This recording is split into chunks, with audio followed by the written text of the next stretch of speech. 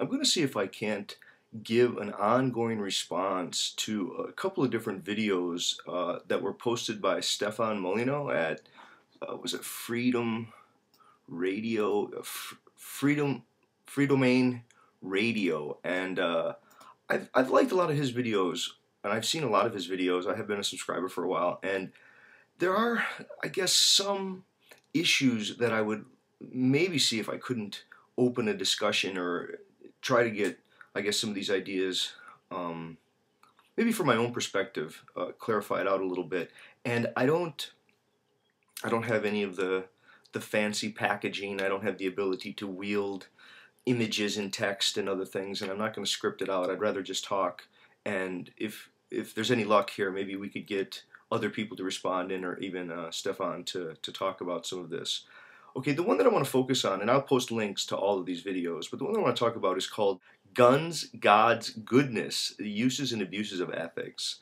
And a couple of others, he has one in there called The Story of Your Enslavement, another one in there called The Money Sold Abroad Is You, and we'll get to those, but I want to focus on this Guns, Gods, and Goodness, because I think there's a missing G there, and that's what I want to focus upon.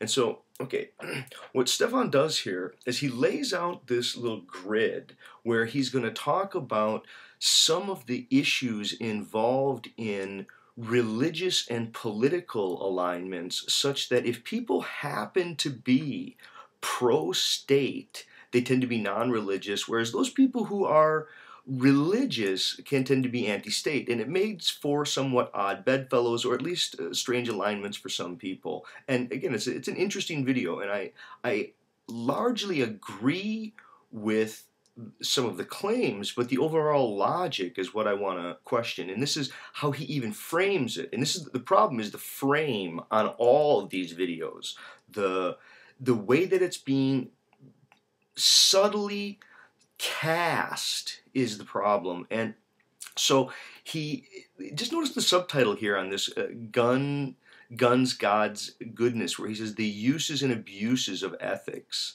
I mean, the expression, the phraseology that's being used there, that itself is quite revealing, right? I mean, the uses and abuses of ethics, that is interesting. It already has a kind of over against antagonistic orientation lodged within its expression. Okay, so I'm going to see if I can get to that. So I think that the issue is that it's not, I guess, as is being suggested by Stefan, which is that it's, again, guns or gods, and it's either social control by psychological hoodwinking in the religion, or by physical exertion of power through state apparatus. I think those are facts. I don't think anyone wants to dispute that. I would hope that people don't want to dispute that. We want to get at the problem, though. There's a missing G, and the G is guilt. Yes. And I don't mean religious guilt. See, this is going to be so misunderstood. This is why this is so difficult to get at. I don't mean some sort of religious guilt. I mean an existential guilt, a fact of guilt. We'll call it, for lack of a better word, the guilt that comes from being awkward in existence, the guilt that comes from being human. And when I say that, I mean humans are awkward. We don't know with full assurance who we are, what our purpose is, how we're supposed to relate. If anything, we seem to be the most plastic, most open, most subject to its own tampering of all of nature's various kinds of organisms. I don't think we're the most intelligent, certainly if by intelligent we mean able to sustain long-term balanced relationship with its environment. It may be that the strange occurrences that were precipitated around 10,000 years ago have just made the whole system go haywire. And again, this partly can be problems due to technology, alpha, beta, C, other things. But I think the way that I would try to get at, again, Stefan's diagram. So go look carefully at this little video that he has, Guns, God's Goodness.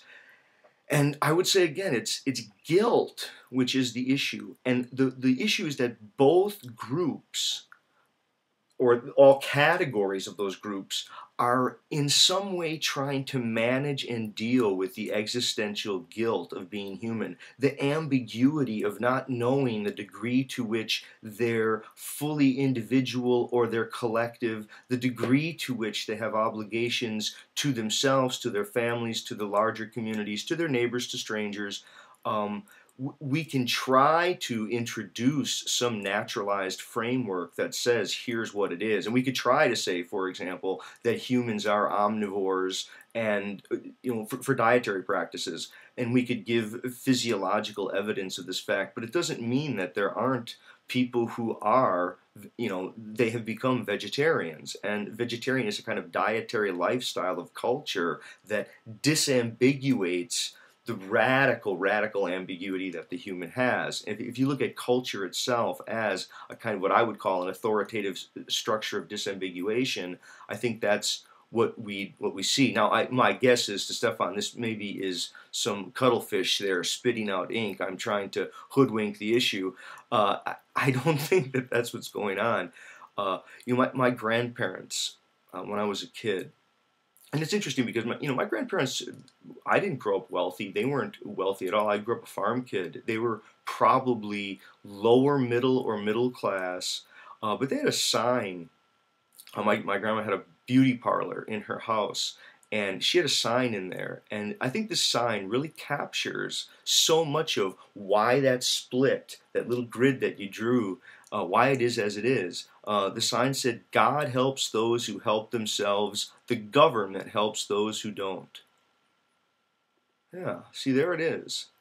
The issue becomes, how do people manage the guilt of the ambiguity? See, now I think people who are anti-statist and religious, yeah, that makes sense. Why? Because they imagine some sort of justice is going to be served elsewhere by someone else.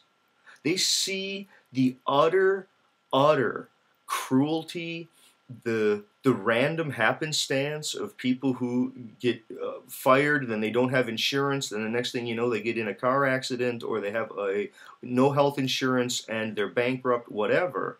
And there are religious people who think, well, justice will be served ultimately at some future date. There are statists who are basically atheists who say, you know what, this is the only place where justice will ever be served. This is the only place where there could be something like concern over inequality, concern over I guess, the various forms of hardship and of social injustice.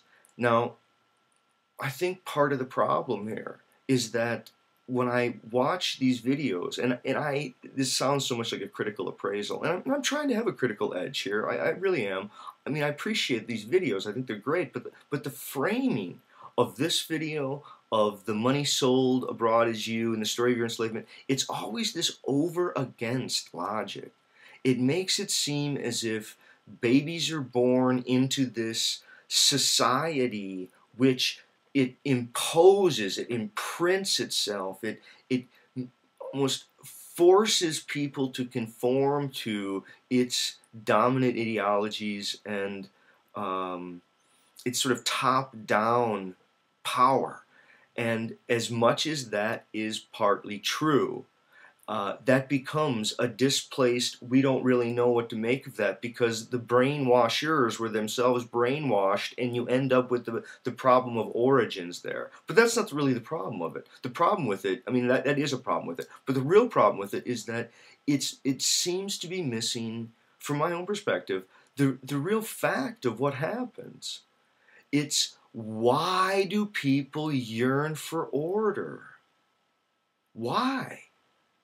I mean, organisms, we are born, we hit the scene, and then we look for what the order is. I mean, not only is there a whole network of mirror neurons sort of being wired according to what we see around us, and we're, through various mimetic patterns, reproducing the culture at a very early age, But I think the questions of why organisms need authoritative disambiguation, that to me is the more dynamical question than why is there an top-down over against imposition.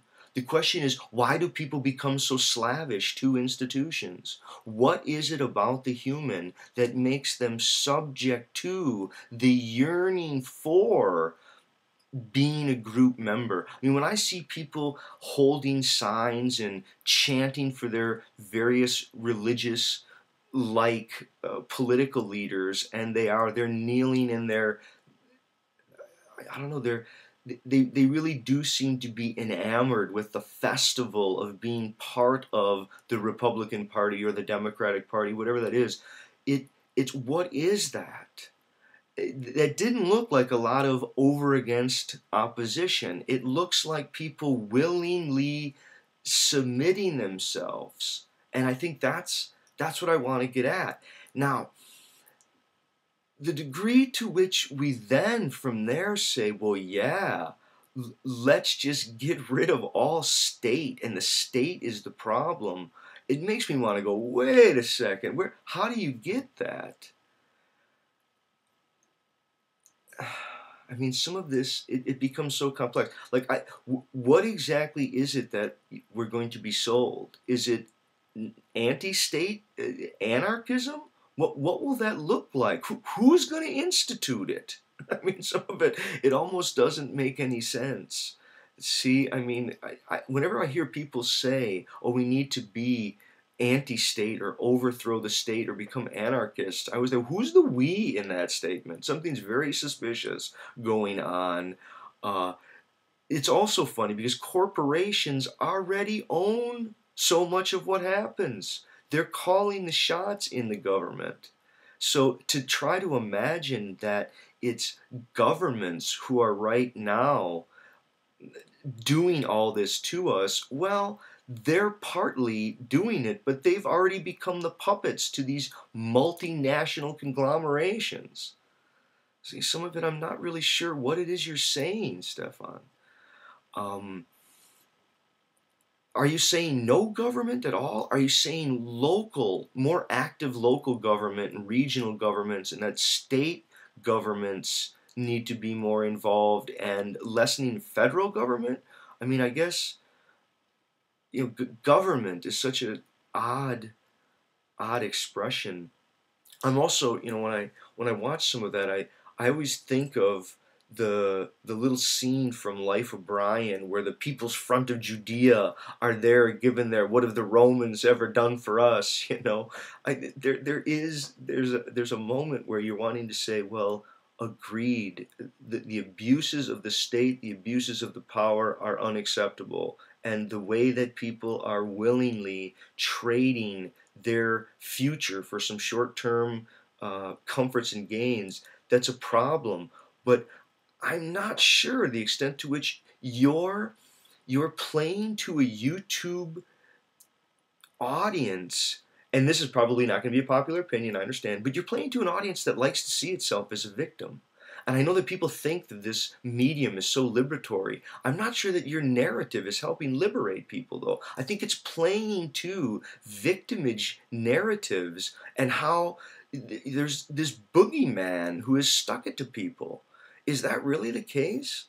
I mean, if anything, why can't we have some discussion about how to use these kinds of social media to really actively change the way people live their lives?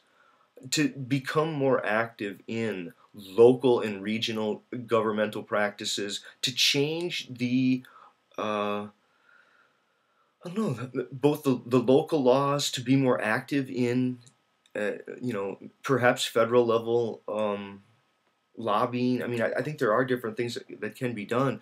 I guess I would like to hear maybe, from other people, people who are concerned with this, is there not a fact of guilt? See, I really believe that there is.